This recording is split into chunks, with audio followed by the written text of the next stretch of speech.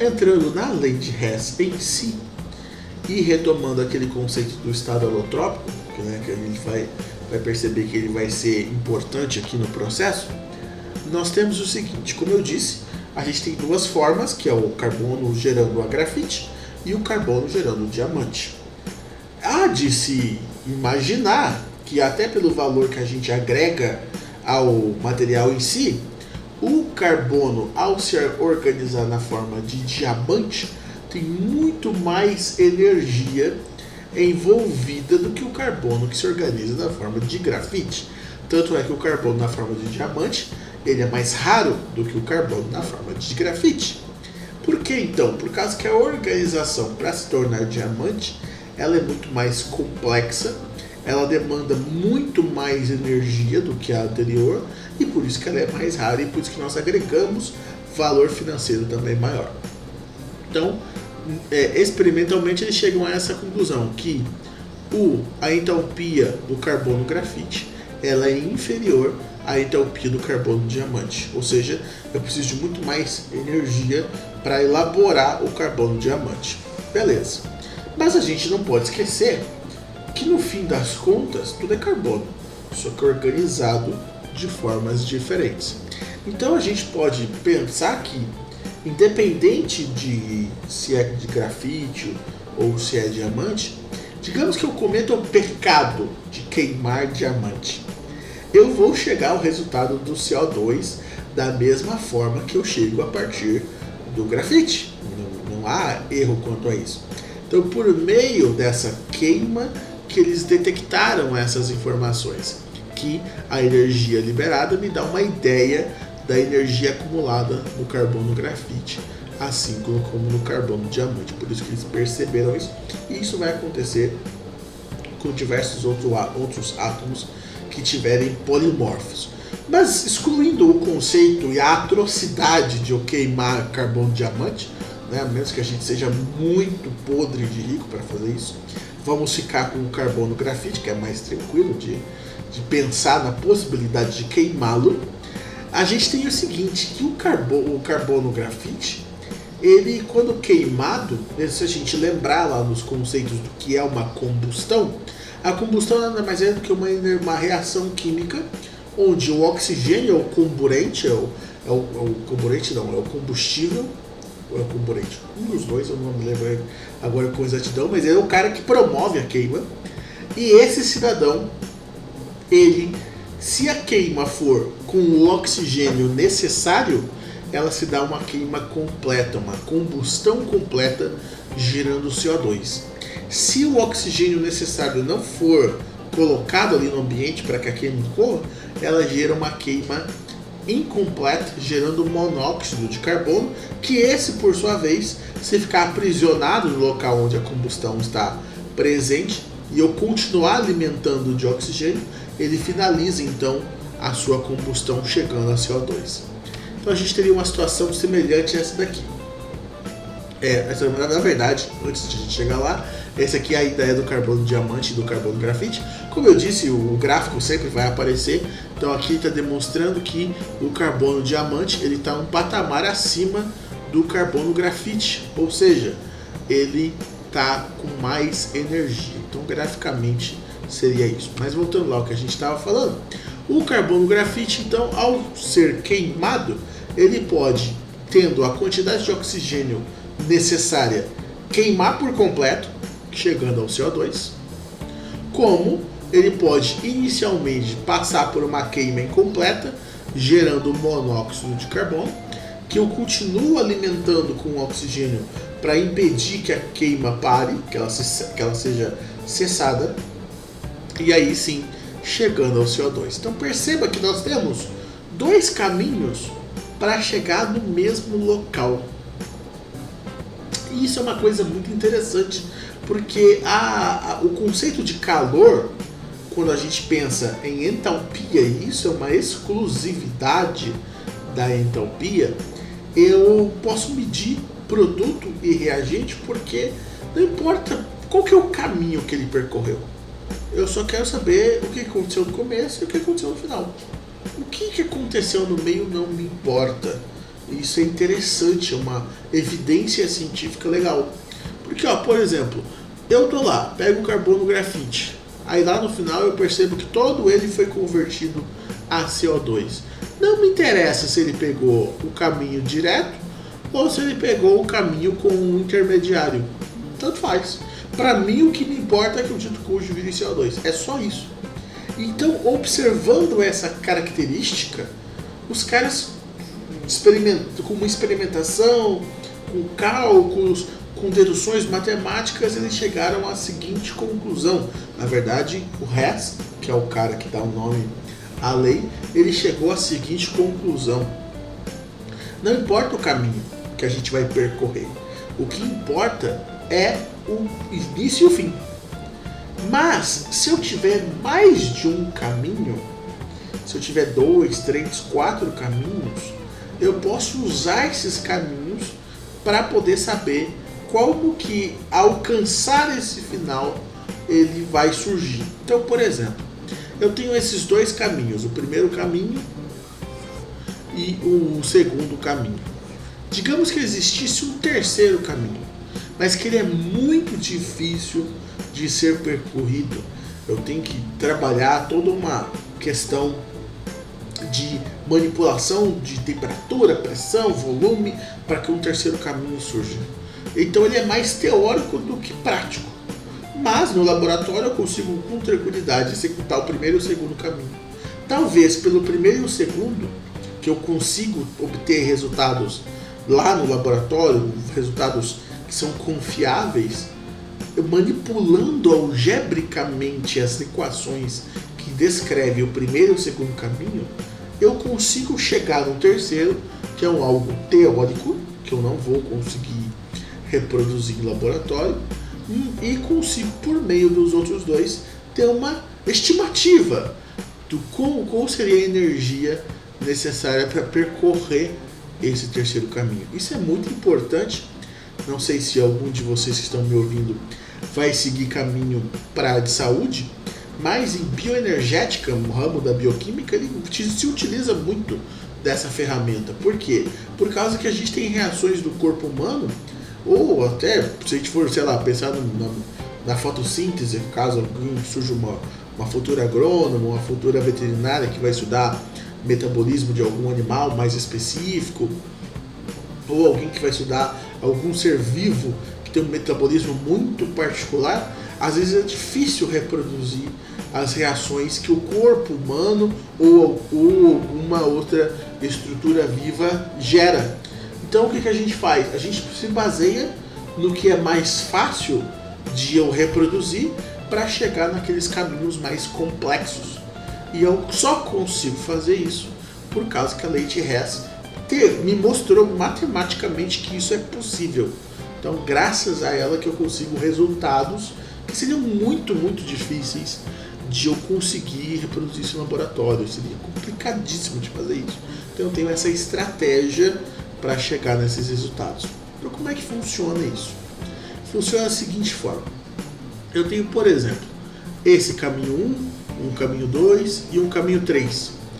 E um caminho 4. Mas o caminho 1, o 2 e o 3, eu conheço como eles funcionam, eu sei quais as energias envolvidas e são caminhos que eu consigo reproduzir com certa tranquilidade. O caminho 4, que é essa seta grandona aqui, eu não tenho muita facilidade de reproduzir. É mais difícil, demanda uma série de fatores que complicam muito a reprodução desse caminho. Mas se eu conheço os outros 3, eu manipulando os outros 3, eu chego no 4. Por quê? O 1 ele vem até próximo do que o 4 vai e para.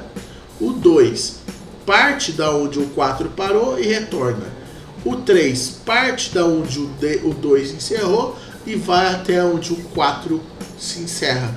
Se a gente juntar o caminho 1 mais o 2 mais o 3, eu faço, independente do quanto que eu vou demorar, eu olhando o começo e olhando o final, eu fiz o caminho 4. Só que eu fiz um caminho maluco.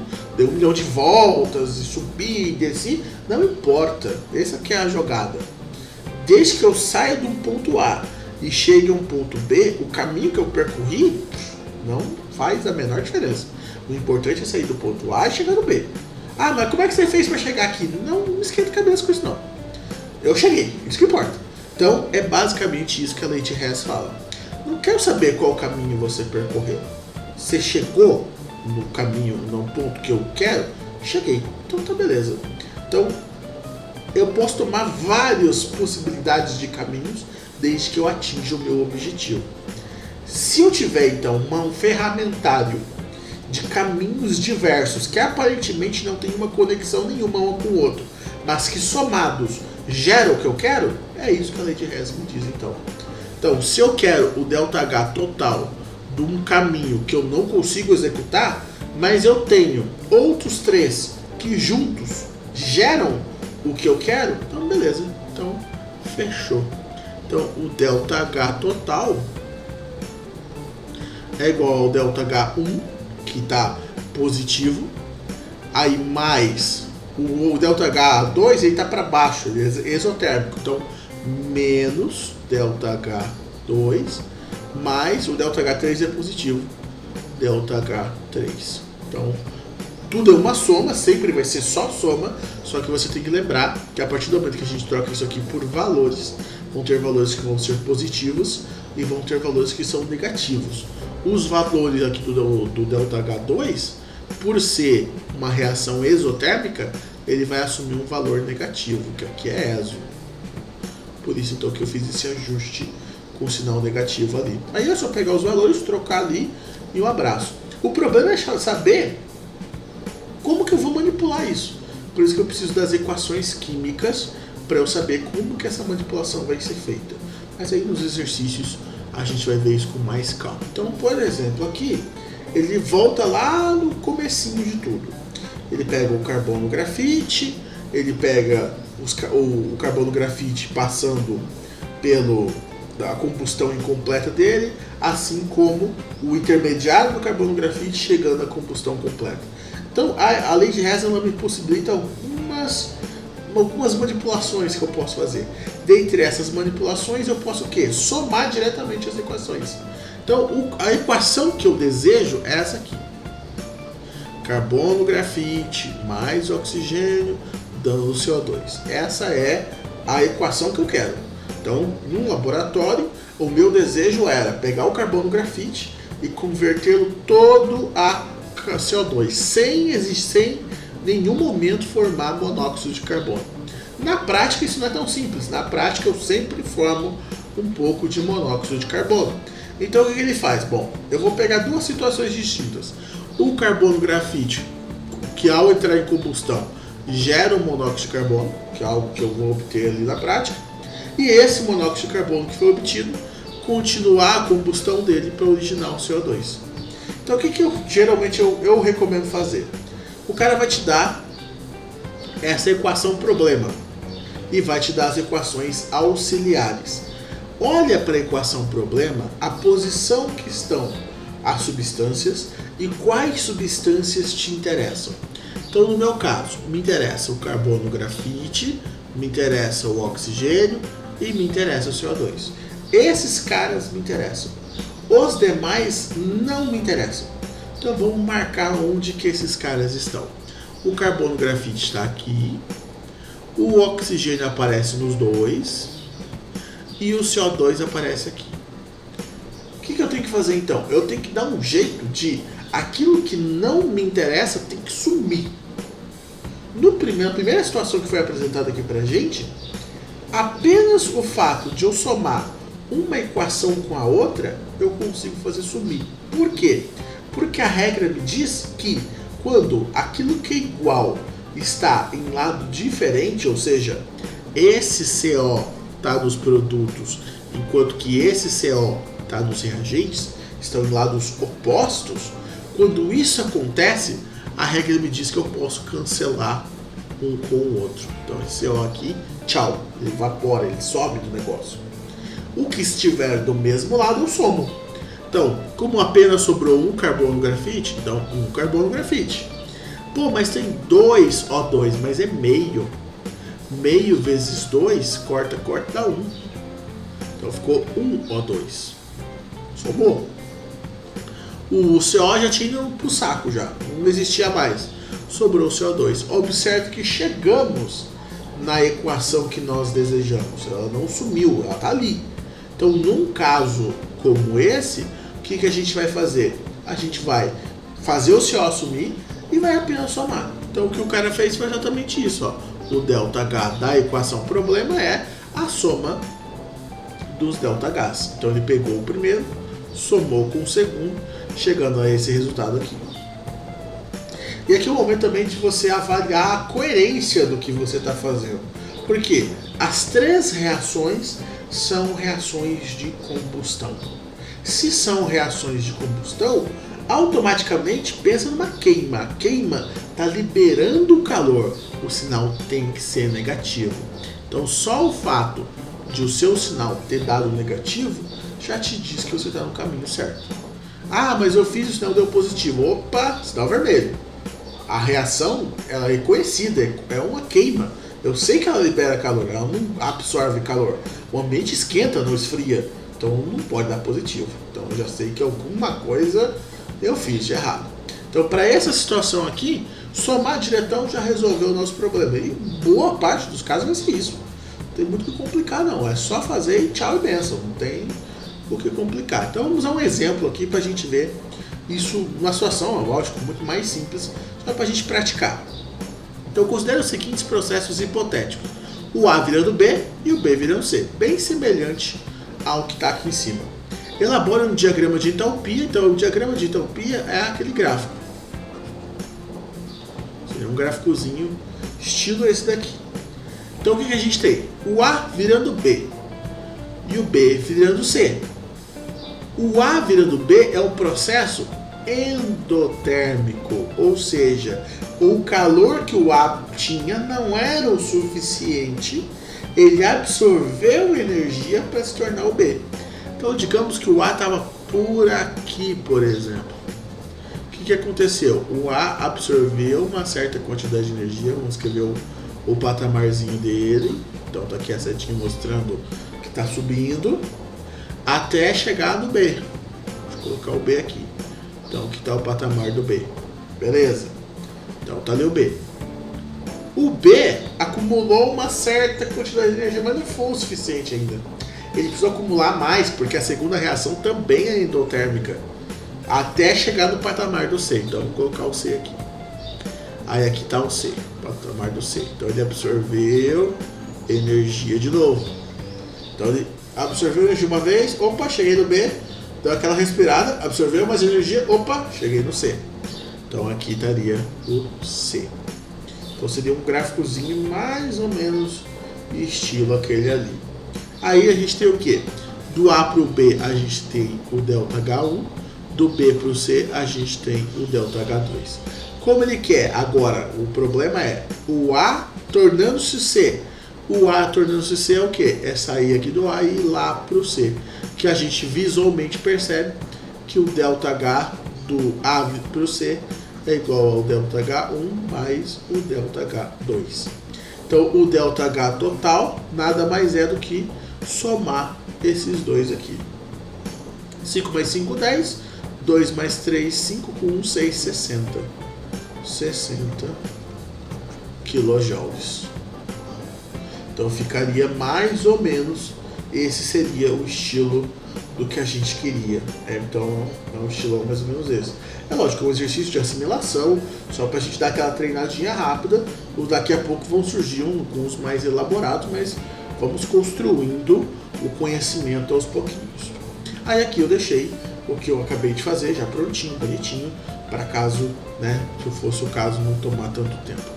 Mas tá fluindo bem, então vamos manter como é que tá. Sigamos. Como eu disse, tem situações que apenas somando 1 com o 2 já resolve, já bola para frente, show de bola, resolveu meu problema, só alegria. Mas tem certas situações em que o negócio não fica tão simples assim. Tem certas situações em que eu posso inverter as equações. Então, o que acontece? Pegando aquele mesmo exemplo anterior. Se eu mantivesse uma e invertesse a outra, o que ia acontecer? Admitindo que a minha equação, o processo que vai num sentido, ele consegue retornar com o mesmo caminho que ele percorreu na ida, a gente tem o que a gente chama de princípio da conservação de energia, que é o seguinte: o calor que foi é o calor que foi absorvido, é o calor que agora vai ser emitido, ou o calor que foi emitido agora é o calor que vai ser absorvido. Então eu tenho a liberdade de inverter a minha equação? Tenho, porque eu estou admitindo que os processos aqui são todos eles reversíveis. Mas a partir do momento que eu inverto a minha equação, eu tenho que inverter o sinal. Então, se o sinal originalmente era negativo, a partir do momento que eu inverto, ele fica positivo. E no gráfico a mesma coisa. Se originalmente a minha equação ela estava como, por exemplo, aqui endotérmica, que é o primeiro, que é esse caso aqui, ela está endo. No que eu inverter, que passa a ser exo, toda a estrutura do gráfico se inverte. A setinha, quem estava em cima agora, que era o final, passa a ser o início, quem estava embaixo, que era o início, passa a ser o final. Então, tanto graficamente quanto na equação, isso acontece. Como que eu vou inverter? Há situações em que eu vou necessitar inverter uma das equações, porque, lembra, a gente marca aqueles que a gente quer, e às vezes um dos que a gente quer, eu preciso dele no produto, ele está no reagente, ou eu preciso dele no reagente, ele está no produto. Então eu tenho essa liberdade de fazer essa inversão, desde que eu não esqueça de mudar o sinal. Esqueci de mudar o sinal, aí nós temos um problema sério. Então tá. Além de eu fazer isso, eu posso também multiplicar uma equação. Uma equação química, ela ganha esse nome de equação porque ela segue os mesmos preceitos da matemática. A matemática me diz o quê? Que, por exemplo, digamos que eu tenho uma equação lá, x mais 2 igual a 3, por exemplo. E eu quero mexer na minha equação, eu quero multiplicar por 2, por exemplo. Posso fazer isso? Posso. A matemática me diz que eu posso fazer isso, desde que eu faça dos dois lados. O que eu fizer aqui com 3, eu tenho que fazer com x mais 2. Por quê? Porque é uma igualdade. Para que ela continue sendo uma igualdade, eu tenho que fazer a mesma coisa dos dois lados. Se eu fizer de um lado apenas, torna-se uma desigualdade. E é isso que a gente não quer, porque é uma equação. A química segue a mesma regra. É só olhar para essa seta aqui como sendo um igual. Então, o que acontece de um lado tem que acontecer do outro. Por que eu não posso colocar um igual ali? Porque, naturalmente, as coisas não são iguais. Eram substâncias, um grupo de substâncias no começo, e são substâncias completamente diferentes agora no final. Mas a ideia é mais ou menos essa. Então, se eu multiplicar um dos lados, por exemplo aqui, digamos que eu pegasse essa primeira equação e fosse multiplicar por 2. Eu posso multiplicar por 2? Posso, desde que eu multiplique todo mundo por 2. A segunda equação, eu posso dividir por 2? Posso dividir por 2, desde que ambos os lados sejam divididos por 2. Tanto os coeficientes estequiométricos, que são os números que estão aqui na frente, quanto o valor do ΔH. Ele tem que seguir essa regra. Então, se eu multiplicar, eu vou multiplicar esses numerozinhos que estão aqui na frente, assim como eu multiplico o valor do ΔH. Se eu dividir, mesma regra. Então, obedecendo essas regrinhas, a gente está livre para trabalhar bastante coisa. A gente pode utilizá-las à vontade. Então, usando talvez todas essas regrinhas que nós temos disponível, ele propõe aqui um exercício um pouquinho mais elaborado, que é o seguinte: eu tenho essas três equações que foram em algum momento executadas, foi medido os seus valores de entalpia, de variação de entalpia, e essas três equações são equações que muito possivelmente sejam facilmente executadas no laboratório. Já essa daqui de baixo ela é mais chatinha, ela é mais problemática. Então ela dá muito mais trabalho para eu executar. Porém, as outras três são fáceis. Então o que eu posso fazer? Eu posso manipular essas três equações a fim de descobrir como que rola essa daqui. Que essa aqui está difícil. Então esse é o nosso papel. Vamos ver como é que vai ficar. Então as equações dadas foram essas daqui. Vamos até voltar lá. 4HCl mais oxigênio, dando 2 águas mais 2 gases cobre. Outra coisa muito importante, atente-se ao estado físico. A água aqui é líquida. A água aqui é líquida. Aí olha lá, tem água na minha reação? Não tem, mas se tivesse, por exemplo, água gasosa, eu não posso considerar água líquida e água gasosa uma coisa só. Eu tenho que estar atento, tem que estar prestando atenção. Porque pode ser que nas reações que ele te dá para trabalhar, ele coloca uma das substâncias gasosa, mas lá no do problema ele coloca líquida. Você tem que estar ligado nesses detalhes, tem que estar prestando atenção, porque é nessas coisinhas que você pode dar uma derrapada. Então tem que ficar esperto. Então aqui provavelmente não vai ser um problemão pra gente. Então tendo essas três equações aqui em mãos e sabendo que essa aqui é a minha equação problema, o que a gente vai fazer? Vamos manipular as outras três equações a fim de chegar nessa. Então, ó, o HCl aparece na primeira equação. O HCl está aqui. E observe que ele aparece apenas ali. Mas nenhuma das outras equações ele aparece. O flúor aparece na segunda equação. Está aqui o bendito flúor. E ele também não aparece mais, só aparece ali. O ácido fluorídrico, o HF, aparece apenas aqui e não aparece mais.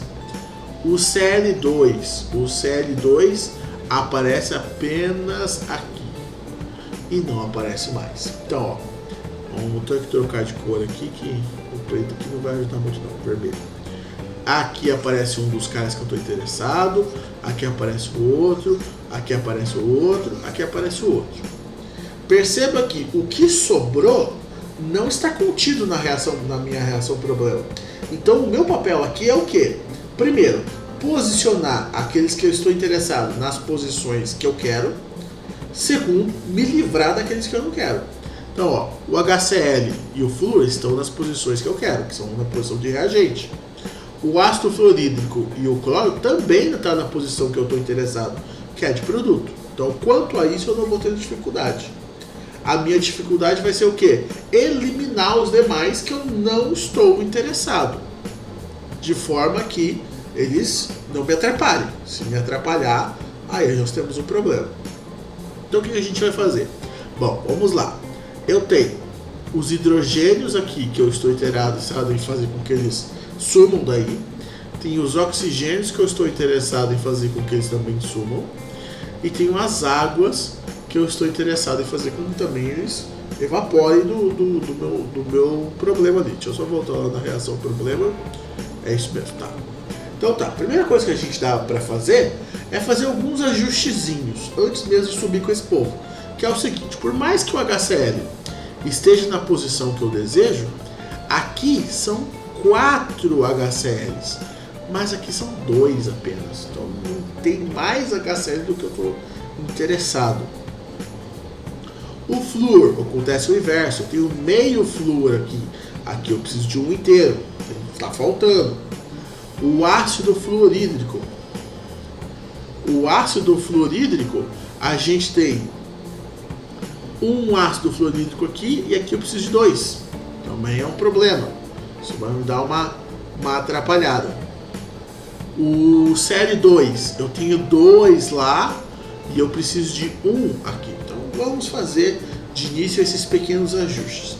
Como eu disse, eu posso aumentar e dividir como eu bem entender, desde que eu faça isso dos dois lados. Então eu posso muito bem pegar o ácido clorídrico, que eu tenho 4, mas eu desejo 2, e dividir por 2. Posso fazer isso, sem problema nenhum, desde que a equação inteira seja dividida por 2. Aí dá para fazer. Beleza. O flúor tem metade, eu preciso do dobro. Então eu posso multiplicar por 2 a equação do flúor, sem problema nenhum. Não me oferece problema. tem essa equação aqui, que se a gente notar, nenhum dos constituintes dessa equação está na minha equação problema. Mas, se eu mantiver essa equação como ela está, eu não consigo eliminar os caras que estão me atrapalhando. Só tá ali para encher o saco essa equação. Então o que a gente faz? Se a gente inverter essa, eu consigo cancelar todo mundo que eu estou interessado. Então eu vou inverter, sem problemas. Então, ao dividir por 2, eu vou dividir o valor também. Ao multiplicar por 2, eu multiplico o valor também. Ao inverter, eu inverto o sinal desse cara também.